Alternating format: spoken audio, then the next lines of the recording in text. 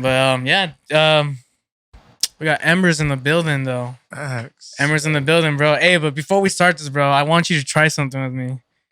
It's this Hot Cheetos Mountain Dew collab, I'm guessing. I don't know. We had like a family party these past couple of days at my house, and my sister brought a case of these Mountain Dew Flamin' Hot.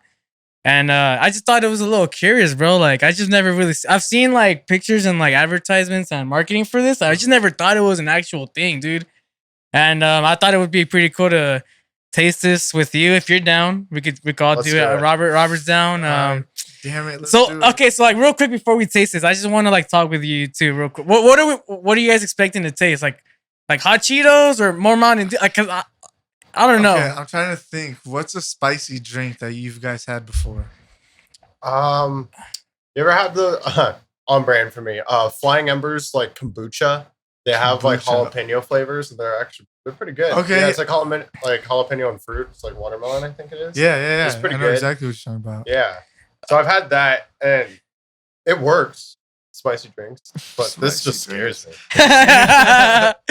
This scares me too. I'm not gonna lie. The only spicy alcoholic drink I could think of is like a spicy michelada. That's exactly what I was thinking like too. Yeah, that's like the only thing I could think of that's close to me tasting spiciness in an alcoholic drink. So, yeah, right here at Lucid Tempo, we're gonna try this Mountain Dew Flamin' Hot drink. Hey, are we super Mexican for this? Bro, this is like, you know, like, hey, bro, we're embracing culture, dog. We are embracing culture, bro. Here at Lucid Tempo, where other else, bro? We're gonna embrace the culture. We're gonna give us a shot, dude. So we're doing it for the mic. Oh, okay. All right.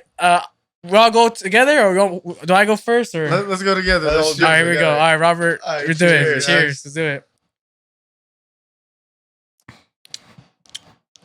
What? Hold up. That's not bad. Wait.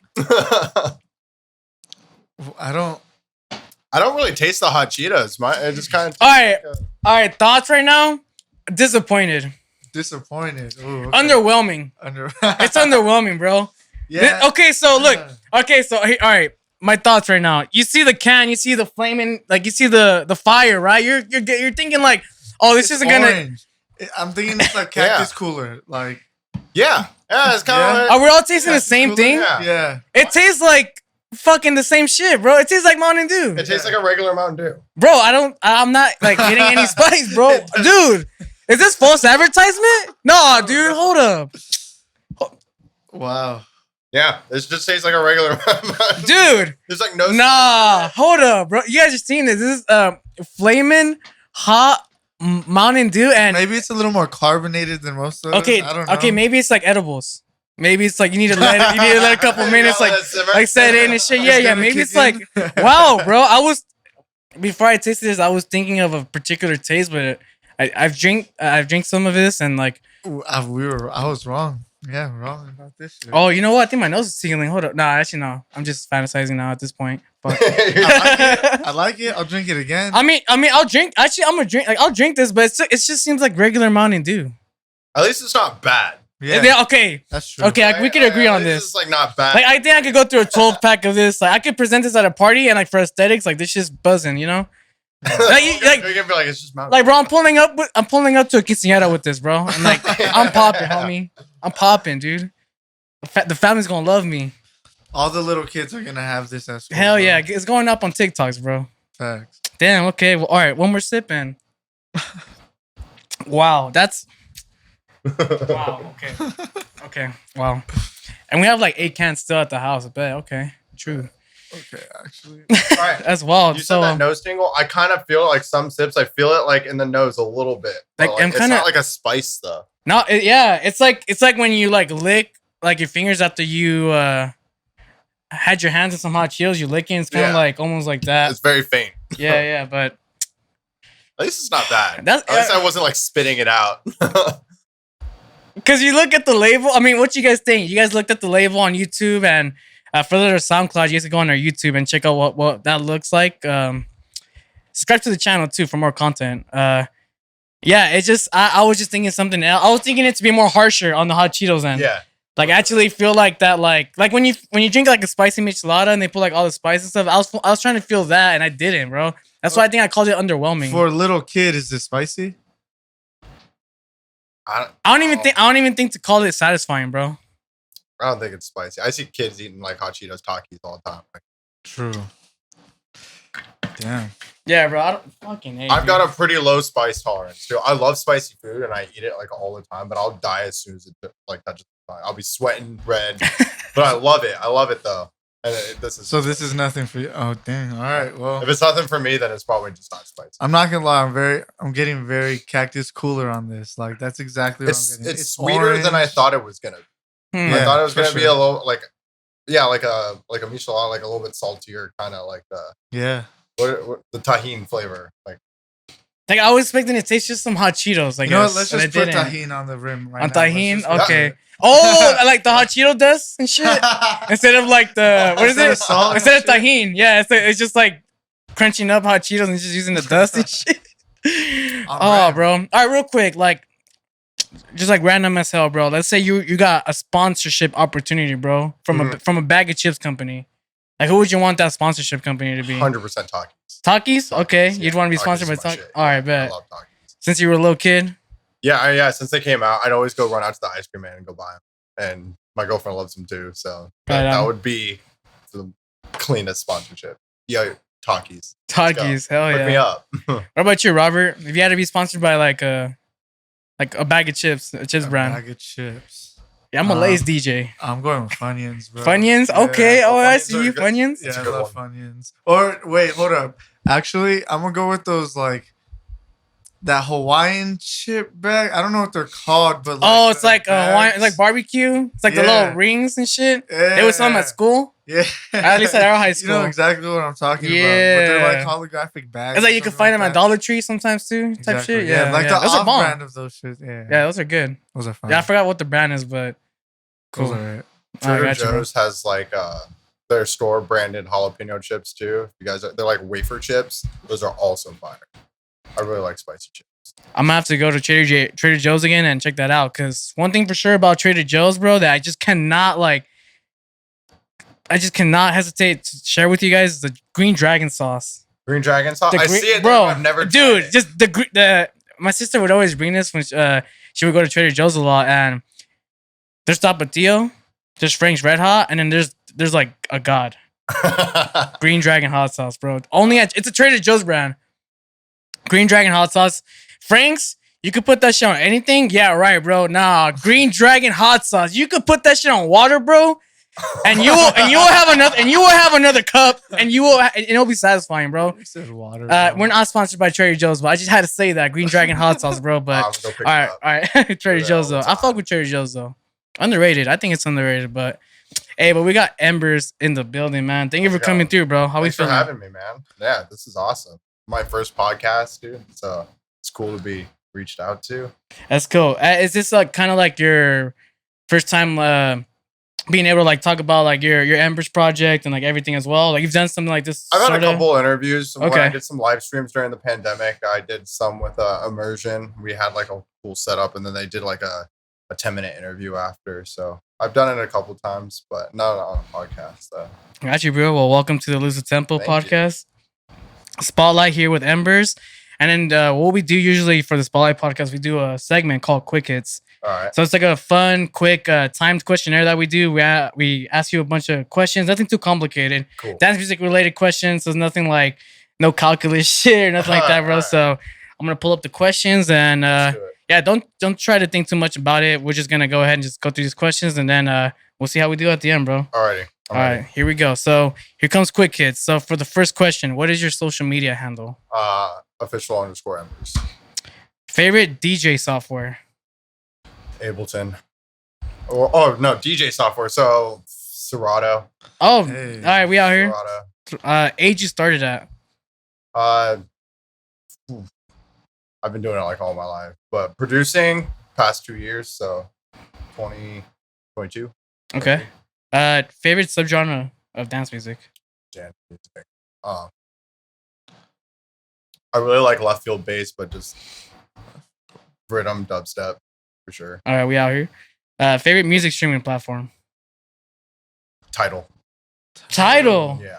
Hey, shout out Tidal for paying artists higher than other streaming services. Yeah, and you get like the master quality on the tracks. They have like exclusive like videos and everything uploaded on there. I'm gonna have to check out more of Tidal because I didn't know that. I dropped it because I had Tidal for a really long time. I dropped it because it's a little bit slower to get new releases, and not a whole lot of bass artists or like EDM artists really put stuff out on Tidal.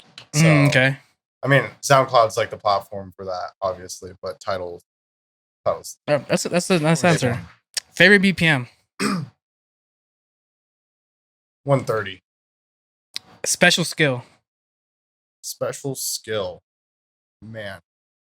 So I work at a battery store, so I've just got tons of battery. Oh, nice. Ridiculous amount of battery. Make a battery from scratch? Pretty much, yeah. I make packs and everything. Oh, that's tight. Yeah. That's awesome, I know bro. too much about battery. First festival. Escape 2017. Why? My friends just dropped, and that was like what got me into it. My friend was like, "You gotta go." It's like he took me. It was my coworker Frankie. He took me and changed my whole world. Like I dropped my metal band and started producing right after that. We'll talk about that because there is a history up there right there. What is your dream festival? I've never been to EDC, so I would love to go. Or what's that one in the forest? Electric Forest. Electric Forest. Yeah. Hell yeah.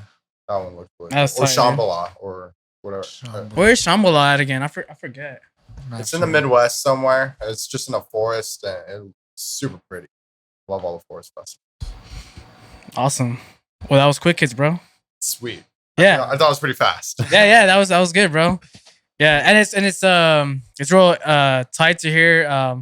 I guess when you were exposed to dance music, someone took you to Escape, and I guess that led to you like going into music production and then not leaving like your band project because you were, bro. I was looking through your stuff, bro. You were a shredder, dude. Like, bro, you're a guitarist, right? Bro, I've seen a lot of the stuff that you like shredding solos, like playing like clips on from your Instagram, dude. Like before all this EDM stuff, you were shredding, bro, in the band, dude. Yeah, well, let us know, dude. Band name, like what? So my band was called Half Past the Revolution. We did like metalcore, heavy, screaming, all that. We were doing really well too. We were playing all over the place out of state. It started slowing down a little bit. We dropped hella dime on a music video. Then it's tough out there. I mean, I'm still experiencing it as an artist now, but when you're in a band, the music scene out in LA is just it's struggling hard. So the prices that they were charging us to play shows, like they wanted merch percentages. We had to use their photographers that cost like $300. Not only like parking, so for our vans, we had to pay like, hella parking, and we're just losing so much money rapidly just from trying to play shows. Like we never got paid to play. We always had to pay. And it was in LA or was it everywhere you were going? Everywhere. Even outside of LA. LA was just the worst. Okay. LA was just the worst. Okay, and that kind of helps me fill in on like how like the atmosphere is in other states because it's always seems to be like the thing with LA is like, LA's it's always pay to play, blah, blah, blah. But it's interesting to see that it's also happening in other states and other areas. It's pretty much, there's always like a ticket minimum that you have to sell, which I haven't experienced that as much as being a DJ, which has been great. But usually there's always like a ticket minimum that we had to reach. And that's hard selling 50 tickets at $20 a pop out of state. You know what I mean? Especially when you're get your fan base. There you go. Awesome. Like we're small, and they don't get it. So it was tough, and like morale was super low. And yeah, I just found a different calling. Gotcha. And then that calling was when your friend took you to your first Escape? Yeah, for sure. Like I've always loved dubstep and EDM. Like big fan of like Nero. He was one of my first artists I ever listened to. So while you were still doing in the band, you were still listening to all this stuff? I always listened to that. That was like all through middle school for me was like EDM. But honestly, Escape and then saw Excision, and that was like one of those had those those I get it moments, and I also didn't know that's where dubstep had gone, that it had got heavy. It's very easy to translate coming out of a metal band, like it's got the same energy, there's the hits, and it's hard. It's hard music. And I didn't know, like when I thought of it, I thought of Skrillex and deadmau5, like I didn't know that dubstep fucking was monstrous. I kind of have a connection with you right now because I kind of had like the I get it moment when I went to an Excision show at the NOS. And it was when I was like, dude, this is the dubstep, bro step, rhythm, that the shit that they were preaching. I'm just like, dude, like, I get it. Yeah. And you guys said like you didn't know. It's great. And you said 2017. Mm-hmm. So yeah, it was around the same time. At that time, like all that is really new. So there wasn't really like that much aggressiveness like in dubstep up until that time. Up until like 13, 14 is when dubstep took a turn from like wubs and like soft like kicks and stuff to heavy, fast, aggressive synths and stuff like that. You ever see that documentary? It's on YouTube, really good. It's like an hour. All the homies hate Skrillex. Yeah, and the way that they explained it and how what we see now, like with sets being like song to song to song to song instead of like them playing the full song, going through the journey. How trying to keep people's focus changed, you know, like from banning smoking inside was like a big deal. And so now, like, since you don't want them going out taking smoke breaks, you got to like keep them entertained and everything, which I thought was really interesting. But yeah, like the bro step came in, and it was like a whole different thing after that. And then people just started evolving that sound so much, and I think that's when a lot of people that like I hear that a lot of people that listen to like metal and stuff really cling on to like that heavy dubstep style, like the Murata style and all that. Oh yeah, you know who I think does a really great job with like fusing metal and dubstep is Phase One. Phase One. Yeah. I mean, I'm sure there's other artists that are doing that too, but the one that kind of sticks out to me that I feel has been doing it for like kind of like the first at a big scale was Phase One, like incorporating like the metal guitar riffs and solos into the just getting that grunginess from that side and then adding it more to what it is already grungy, like the current state of dubstep and brostep. And I just love seeing the evolution, not just dubstep, but in all these other genres too. Like now, because of brostep, we can even say that because of that innovative phase, like we got color bass, we got future rhythm, all these type of dope subgenres outside of all these other genres. And it's good to see that we have all these subgenres now. And now in a couple of years, we might come across more subgenres, and we just never know. I'm excited. Like at this point, I'm just excited what the hell comes out from these genres. And that was like for you when you went to Escape. You went to Escape at that moment where you're like, okay, I'm gonna go ahead and just take this route of becoming a DJ and learning music production. And then was making dubstep like your very first like avenue, or just experimenting like what you wanted to do? So I'd always been like making beats and like trap beats. Okay. Even when I was in metal, like I'd always just love playing around. It was really easy. Like, and we had some kind of influence into that too. So I kind of already had like a foundation of like how to produce, and I produced some of my band stuff. Like we helped like the actual technical side of it, but songwriting and sound design was like a whole new monster, which that took some time to learn and perfect. And I'm still learning like a bunch, but seeing it, so my buddy who took me, he's almost like exclusively into house and tech, right? So I didn't even see a lot of the dubstep for a really long time at that festival.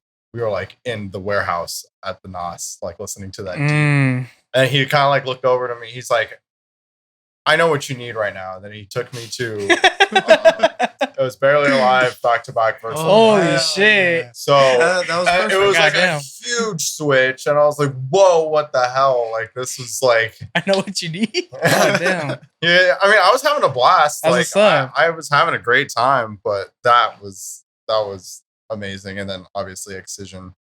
That came later. Excision didn't play that festival, but we saw him quickly after. He took me to that. He's like, "Oh, I know what you like." So, shout out to my homeboy Frankie, dude. He's really brought me into that community. That's right.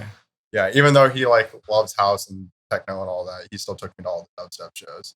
He was begging. I mean, we'd be going out to LA all the time. We'd go to Space Yacht and Sound, which is normally like some house shows. And I was getting kind of burnt out. He's like, "No, you have to come. You have to come to this one. Please drive me. Like, let's go." And I was like, "Dude, I'm really not feeling it." He's like, "Well, we're going." And you're in LA at this time, or no, you're in Ventura? So it's Ventura, like an hour and a half drive for us. Jesus. Time. Okay. So I was like, "All right, fine." And it was a surprise lineup, so I didn't know what it was. It was a brownies and lemonade this time, and it was like Yax, Uber, and just like a bunch of those other just heavy hitting dubstep artists. And I was, had a. That's tight. And then around this time too, when you were like picking up production, you were going through another name before Embers, like Alter Ego. I was going through Alter Ego, and you were doing remixes too of my Van's catalog. Yeah. So like I thought that was pretty cool that like for somebody like your first music production, it was like remixes that you would do from catalog from your previous band. Yeah. So I thought that was pretty cool. It worked out because I had like the stems and I felt creative nice. and I knew like the songs because I wrote them. So it was easy to just kind of like take them and try to turn it into something else. And I always had like ideas for them.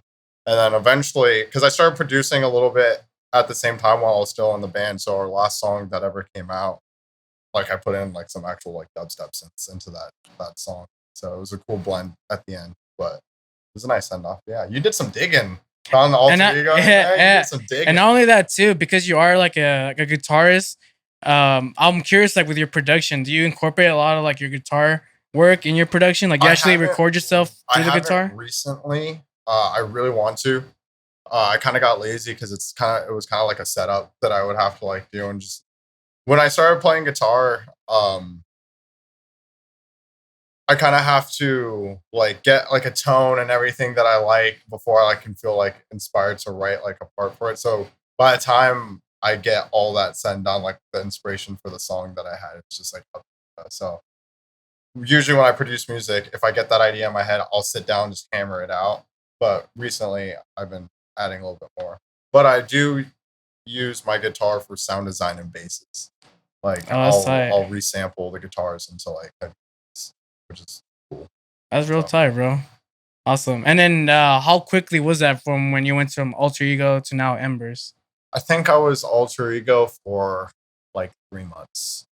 And then I went to Icon and I wanted to rebrand. And I just had like a list of names. And I gave it to my counselor. And I was like, pick one, because like I need to get out of Alter Ego and you pick that. I was about to say, well, so like what was like if you could say, what was the reason like why for the rebrand? Like you could just stick with Alter Ego, so right? The same reason why I'm probably gonna rebrand soon again is that there was just a million Alter Egos. Oh, and okay. Now a lot of Embers. And it didn't bother me before, but now there's a couple other ones that are also doing like EDM music. So I'm just trying to like. Oh, you're not trying to like just put yourself in that category of like everyone else. Like you want to make sure your stuff is like unique when people are searching it up. Yeah. They're not getting confused with other people and.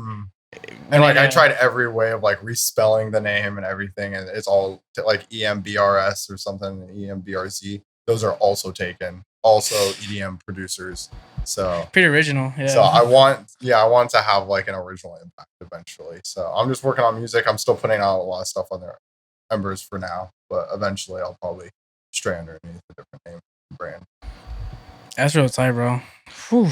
And then you recently just did a release as well. Yeah, I just put out Lost. I had been sitting on that song for a really long time, and I was like, this one just needs to go. Yeah, I'm liking the melodic dubstep, like color bass style at the moment. Is that what you're pushing right now? Like for your like brand at this point? For that, yeah.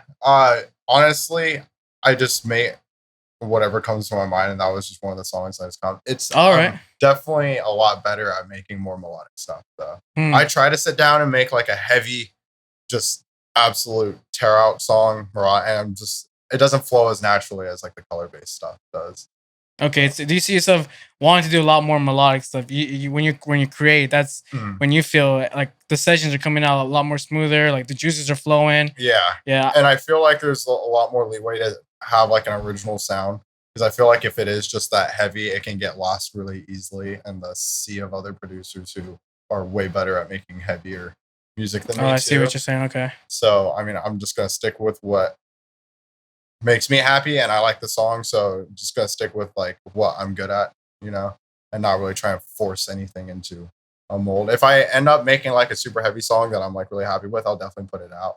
I'm not gonna like stick to necessarily like a genre. So all right. I'm gonna have with the rebrand. I'm working on an album actually currently, and it's got everything. So damn. So is that a debut project for your rebrand? Like, is that where you're going out with the very first minute you make that rebrand announcement? Yeah. And I'm shooting a music video for a song too. So for that rebrand. Yeah. Oh, dude, you're already planning ahead. That's good. Yeah. But I still have like a catalog of Embers songs that are come out prior. So I have those to like keep people's attention while I work on the big project that's coming out. Nice, bro. Here at Lose the Tempo, can we know how many tracks in the album? Is that been settled yet? I'm aiming for 12. Full length. 12, okay. Yeah, full length album. Okay. Yeah, not every song's gonna be like a build up drop. Some of them are just like actual songs, you know. And I think really that's good because recently that I've been listening to a lot more albums, and I want to say thanks to Robert because he's the one usually just like playing music through like an album perspective, and I kind of caught onto it. Now a lot of songs has to be like the intro, breakdown, build up, drop, and then repeat. Like it's got to have some sort of like has to break the stigma in a sort of sense of like it's not gonna be just like the average dance music track you're gonna listen to. It's gonna have you have B-side records, you know, for your album type shit. Fillers. Some people might call it fillers or just things that may not be heavy, but it's just gonna complement like the project whether it's an EP or an album. I think you build more of a relationship with your fans in that way too. You know, impact like albums can have more impact. No doubt. I'm a huge fan of albums that the entire thing's like one story. Cohesive. You know, and it's all cohesive and there's a beginning, a middle, and the end. Yeah. You know, like some Kendrick albums, you know, there's just that story Good that goes Kid, all the Mad way. City. Yeah, that's one of my favorites. And also I love albums because I've always been a CD guy. I've still got the old school CD book in my car and I use it all the time. Damn, real talk. So that's tight. I really do appreciate artists who take the time to build that story with an album and I honestly think like if you put out an album, it's meant to listen to from start to finish. Yeah, you can have some bangers on there, but orientation is super important. And we kind of did that with like my band when we put out the album. We had a bunch of songs that we're really set with and they were all cohesive, but one of the hardest parts was orientating it in a way where it made sense, but eventually we did, and it ended up kind of weird in the fact that it worked out with our guitar tunings. It started off in like one of the lighter tunings, and as you go deeper into the album, the tuning gets lower and lower and lower and heavier and heavier and heavier. And then on the way back out, it goes right back up to where it started. That was an accident, but it worked out really well. So all right, things like that, you know, it works, especially for your fans, you know. Yeah, that's tight. And then now that like you made the switch from being in a band and now independently like working on music like for yourself, I would assume that now that you're working like by yourself, like whatever creative efforts are going towards that project, like that's all you, like, you know, you make that final say. I wonder, like with the band, was there a lot of times where when you worked with a band wanting to get down tracks down or an album down, was there a lot of clashes with like creativity and stuff? Yeah. Like is that because I'm not necessarily too familiar with like how bands duke it out in terms of like getting tracks done. So is that a common thing with bands, like a lot of creativity? Oh yeah, but that is honestly what creates the sound after is that headbutting and the mesh of everyone's ideas is kind of what made us unique. Like, yeah, I mean, and I'm glad for it too, because like I was super set on some songs. I was like, no, this is how the song's going to go. And they would fight me on it. But if they hadn't, like they definitely made it better. It's like a collaborative effort. If you ever watch any tutorial videos with Barely Alive, because there's two of them. Not a whole lot of people know that there's two people in Barely Alive. Okay. Yeah, because every time Barely Alive DJs, it's usually just one. It's just the one guy, but there's two people producing. And I watched a couple of their producing seminars, and it's so funny. They're just fighting the entire time. Like just headbutting every step of the way. Willie will do something, and then the other guy will undo it, and it's just that constant all the way through. But that's what makes their music in the end amazing. It was just their constant struggle with each other, but it comes out. Like that finished product is, yeah. Got you. Because I've always wondered, like, I was wondering, like, damn, like, I wonder, like, if there was just something that happened with the band and he just wanted to go that route. Because I know a lot of times it's like creative differences. Why a lot of times, like, maybe the band may not be together. Like, some people go into like their own solo projects. But for you, it seemed like you were embracing that clash. You were embracing, like, oh, yeah, okay, if you don't believe that's how it goes, like, let me know how it should go. And then just meet at a middle ground, so to speak. And meeting at the middle ground is, like I said, just is what made the best project. Like, at first, I was probably a little bit more resistant to it, but growing up and maturing a little bit more, I realized that was like what was best for the music. And so I miss that part actually a lot. Being on my own now, I miss those other opinions sometimes. Like they help, you know. How often are you asking for feedback, like for music now? Often. Now you're I have a lot of producer buddies that I will always send out all my stuff to and get some feedback from them.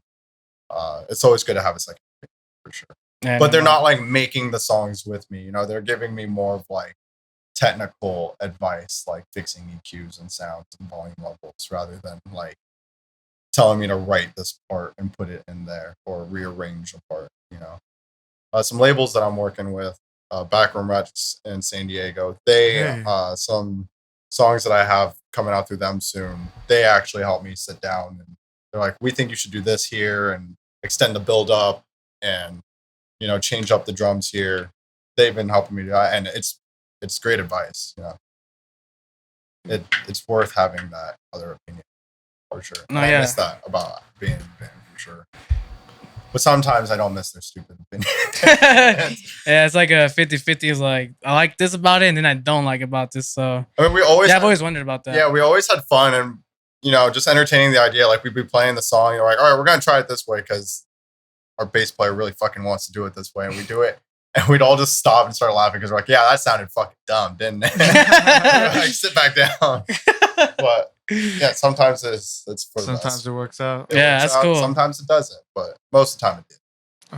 Me and my guys who were in the band, we were all very close. We still are close. I still talk to all of them almost every day. Is the band still together, or that kind of just? No, the guitar player and the drummer are now in their own band, but all of us have split off. Everyone else kind of like found a band that they kind of joined after. Oh, I see. But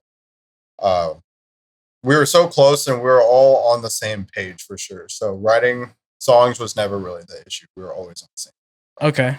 So okay, cool. And then you're running on Ableton now for music production? Yeah, Ableton and FL Studio. I use both. Do you use them both for like the same stuff, or are you using them for different uses? It really just for whatever it calls for. Sometimes I like the plugins in FL a little bit better. I primarily use Ableton, but FL's got some really cool, like Harmer synth is really awesome, and their Vocodex is really cool, and so they have like this blur feature to where you can like make vocals sound like a pad, which is really cool. So sometimes I'll just jump into there for mostly sound design, and then I bring all that into Ableton and I arrange it, mix and master. So and it gives it a little bit of uniqueness to it too. You have more tools, basically. That is real tight. Now, favorite studio plugins aside from like Harmless or Harmer. Well, what about Ableton? Because I always hear this whole thing about like Ableton's got the better stock plugins, or is that not the case for you? I absolutely despise FL Studio's EQ. So just the way it looks so weird. Really? And I'm kind of a visual guy. I know I should be using my ears more, but I like the EQ a little bit better. That's fair. Favorite plugins though, I actually been using a lot of plugins that I used to use on my metal productions, like a lot of Joey Sturgis plugins. He's like the #1 metal band producer. He's really well known. Everyone goes to him, and he has his own like plugin line. I use a lot of those, like Decapitator for saturation. Okay. Vocals, Throw It on Basses is really good, and then his Soft Clipper plugin, JSD Clip, is always at the end of my master. Always. All right, nice.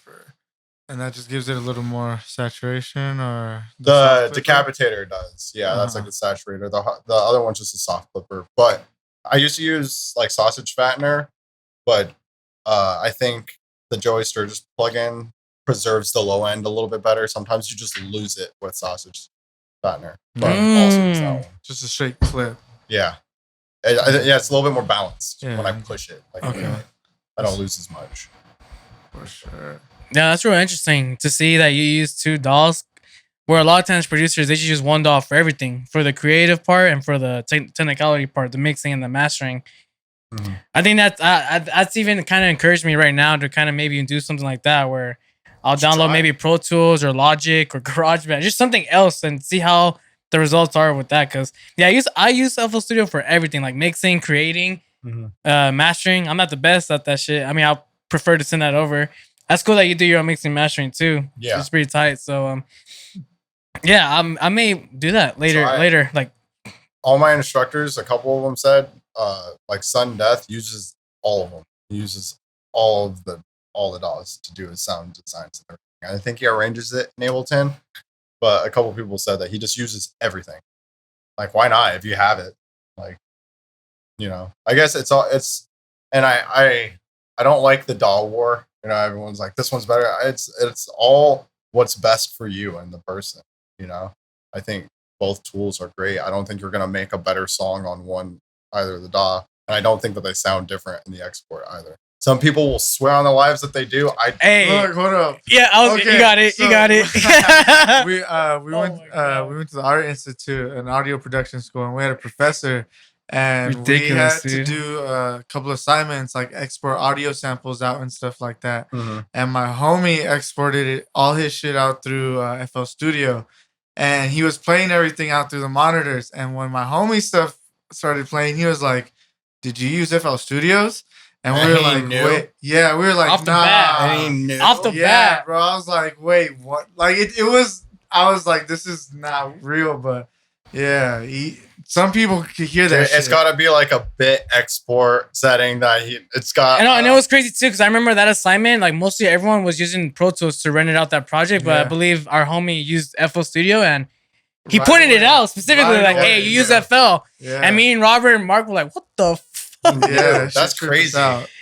So there's definitely people out there that like they could tell the difference, and I think that's crazy. It doesn't sound like drastic the difference. Then my ears are definitely not good enough to hear it. Facts, same, bro. We don't got award-winning ears like that. Hell no. I mean, they had like their masters in like certain things, so like they probably did some different level ear tuning, you know. But like, yeah. One thing I do always do. I don't know if it was a rumor, but this is something that's always just like haunted me, so I stuck with it. One of my instructors told me to, like, when I export my songs, make sure you always export it while your like sound card is plugged in, because it preserves some audio. I don't know if that's true or not, but I've always made sure every time I'm exporting a song, I'll plug it in. I believe it. With it. I think that it's because instead of it processing off of the sound card in your laptop, it's using the sound. Yeah. You know, that makes sense. Yeah. See, that made sense to me. The DAW thing didn't make sense, but that made sense to me. So I was like, yeah, I'll always keep my little audio interface plugged in. That makes a lot of sense. Oh, yeah. So are you ready for our next segment here at the Spotlight, bro? Let's do it. Yeah. It's called EDM Confessions. Have you heard of this? No. No, word. Actually, question. Have you seen any of our stuff, like videos? Or just all kind of... I watched the Popsicle interview. Oh, nice. Yeah. What'd you think about that episode? Yeah, I was shocked that you guys had him on. I was like, oh, cool. I think a lot of people, that podcast is Popsicle. Like, that was a reaction that a lot of people had. I was like, so I checked it out and I was like, oh, these guys have like really good quality stuff. That's why I was so down to come on. Yeah, thank you. Yeah, honored. Thanks for having me. Oh, yeah, bro. So yeah, this is a segment that we do every Spotlight podcast, and it's fun too. I like it. It kind of is this for me right here? We're both given cards that contain situations and questions, and it's all dance music rave related. Uh-huh. And the way it works is that we'll ask each other one of the cards, and we'll answer it to however we want to answer it. You know, it's literally like it's not timed, so like don't have to feel like you need to rush this answer. So you can take your time with it. That way you can kind of get into the motion of things. You could ask me a card, and then I'll answer. So you could ask whatever order is no order. So yeah, you could go ahead with whatever, dude. All right. I kind of like this one. Okay. You just created a rave family and a name for the squad. What is the squad's name? Los Niños. Los Niños? Los Niños? Yeah, Los Niños, bro. Yeah.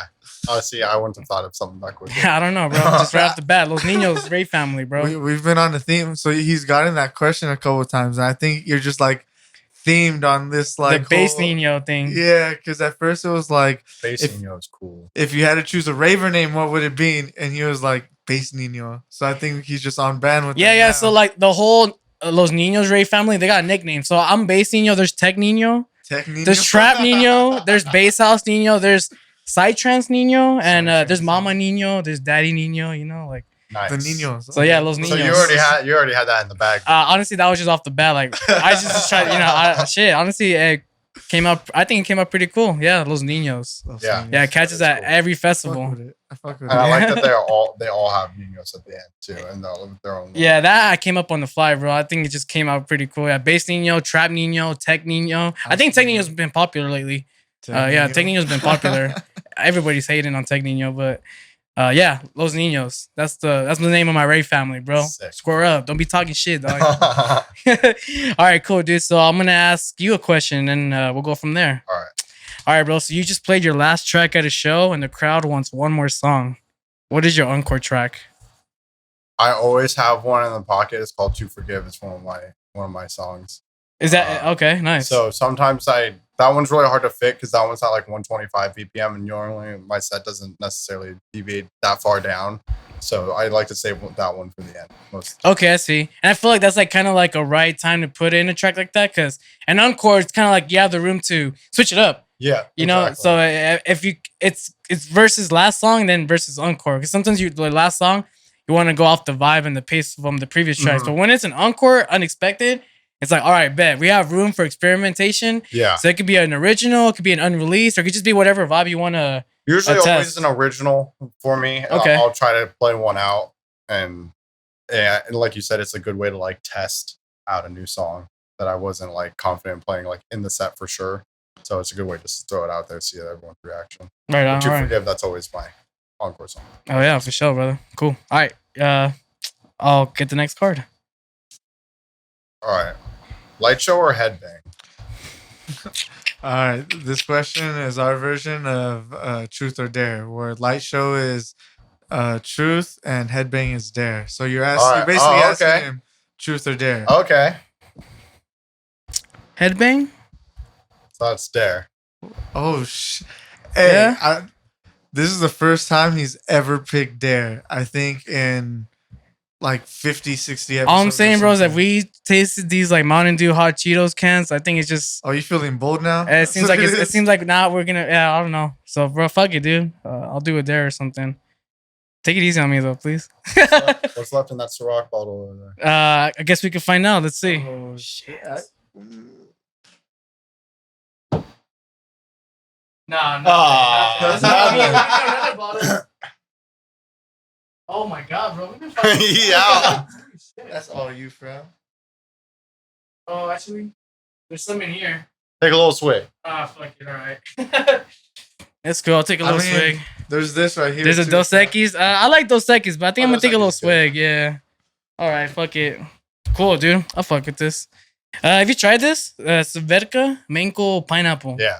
Vodka. Are you a vodka fan? Yeah. Yeah. I'm a vodka guy. Are you a vodka over like tequila or like what's your top liquor? Yeah, vodka over tequila. I really like gin. Okay. Yeah. Okay, so I've learned that people who like tequila don't like vodka, and it's usually vice versa. I don't necessarily like. I don't mind. I don't mind tequila like at all. I just never like go for it. But all my friends are huge tequila fans, so that's usually what we end up drinking anyways. All right, you going up to a bar? What are you ordering, bro? What's like your gin and tonic? Gin and tonic, okay. Bar. Yeah, or I used to be a really big whiskey guy, but now if I just look at dark liquor, I'm fucking done. I'm done. Like, yeah. Hungover just looking at it. But I also really like finer scotches and whiskey. All right, I feel you. All right, here comes the next question. You can call one DJ for their USB. Who are you calling? Kaiwachi. Yeah, that's a great answer if you're trying to go for that style of music, bro. I fuck with his music too. He's just heavy and he just creates so many like his sets.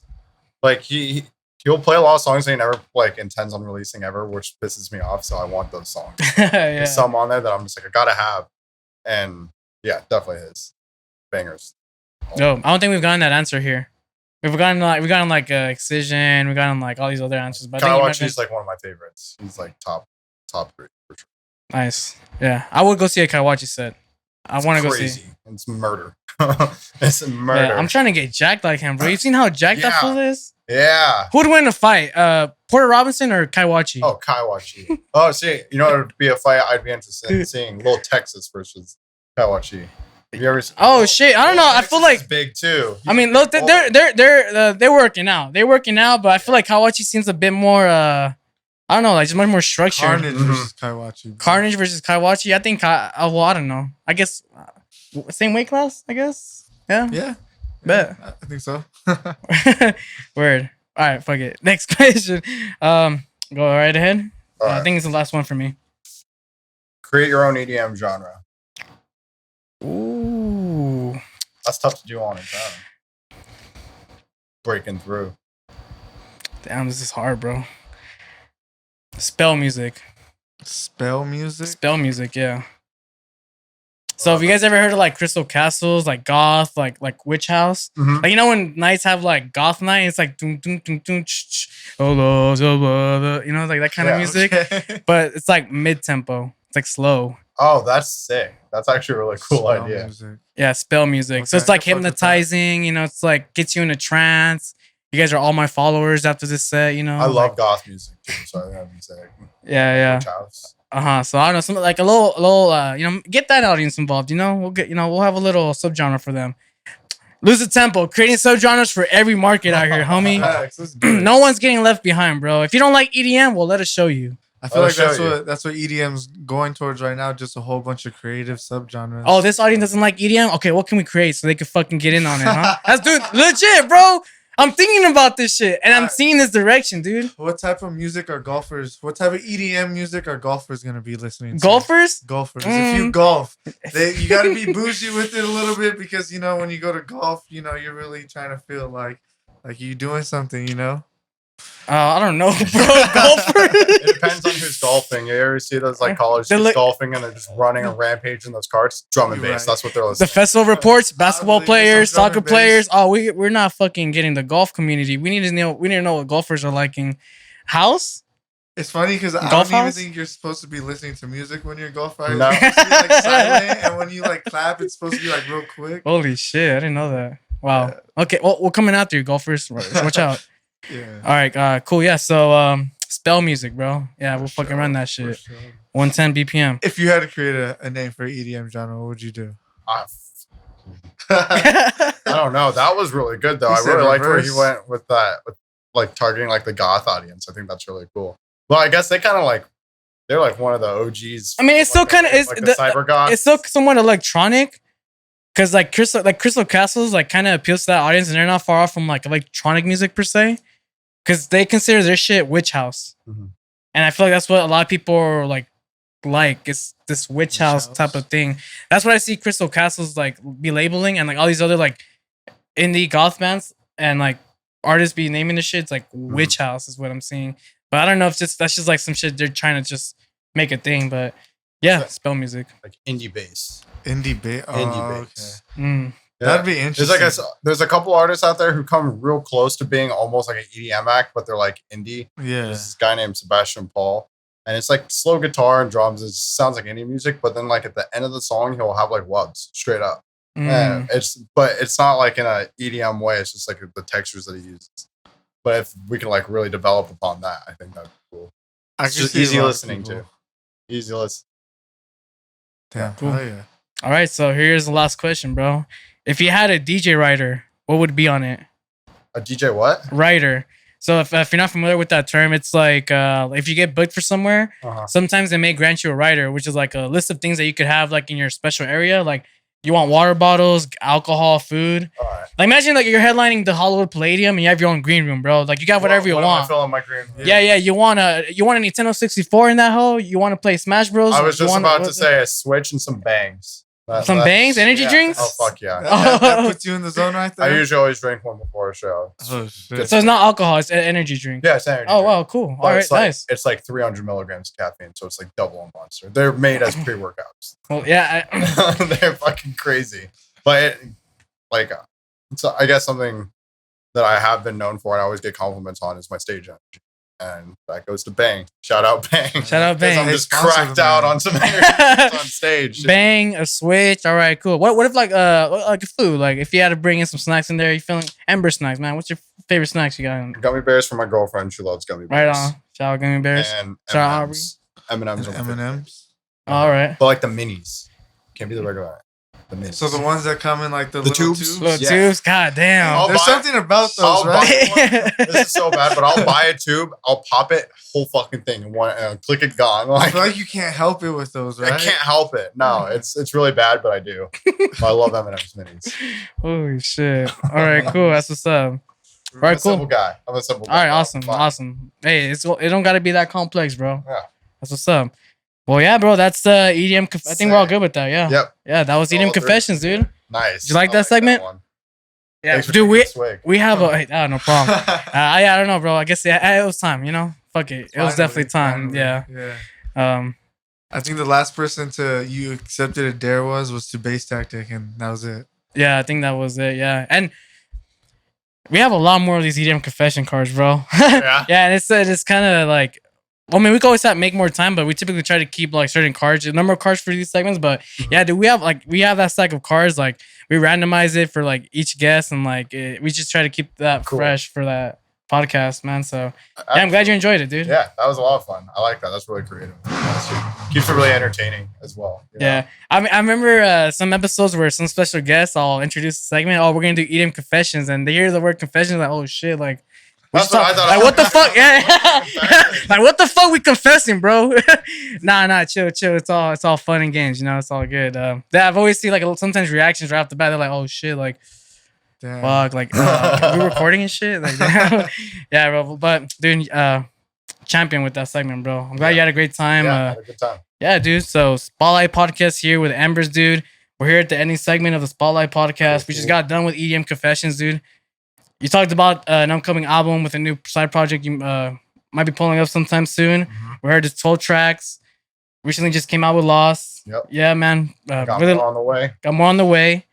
Was there anything else that you want to plug in here at the end of this segment for all your fans or all our fans that are tuned in for this episode?